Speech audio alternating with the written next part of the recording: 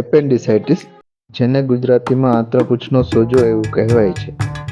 આ વિડીયોમાં આપણે એપેન્ડિક્સને થતા સોજા તથા તેની સારવાર વિશે માહિતી મેળવીશું. તો સૌપ્રથમ એપેન્ડિક્સ માનવ શરીરમાં કઈ જગ્યાએ આવેલું હોય છે? તો એપેન્ડિક્સ પેટના જમણી બાજુના નીચેના ભાગે આવેલું હોય છે. હવે આપણે જાણીશું એપેન્ડિક્સનો સોજો થવાના કારણો.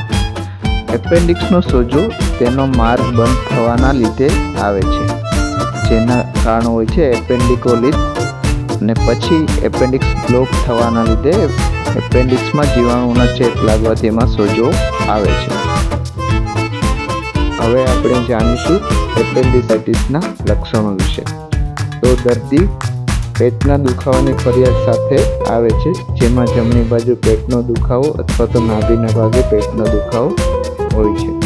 આ ઉપરાંત દર્દીને ઉલટી, તાવ આવવો, ઠંડી લાગવી, તેમ છતાં ભૂખ ઓછી થવી એવા લક્ષણો સાથે પણ દર્દી આવે છે. અમુક કેસોમાં દર્દી ઝાડાની ફરિયાદ સાથે પણ જોવા મળે છે. એપેન્ડિસાઇટિસની સારવાર, જેમાં એપેન્ડિક્સને રિમૂવ કરવું જરૂરી હોય છે, જે બે રીતના થઈ શકે છે. એક ચેકોમારીન એટલે કે ઓપન સર્જરી તથા બીજું લેપ્રોસ્કોપિક સર્જરી. બંનેમાં એપેન્ડિક્સ રિમૂવ કરવામાં આવે છે. આગળના વિડીયોમાં આપણે દૂરબીન દ્વારા થતા એપેન્ડિક્સના ઓપરેશન વિશેનો વિડીયો જોઈશું.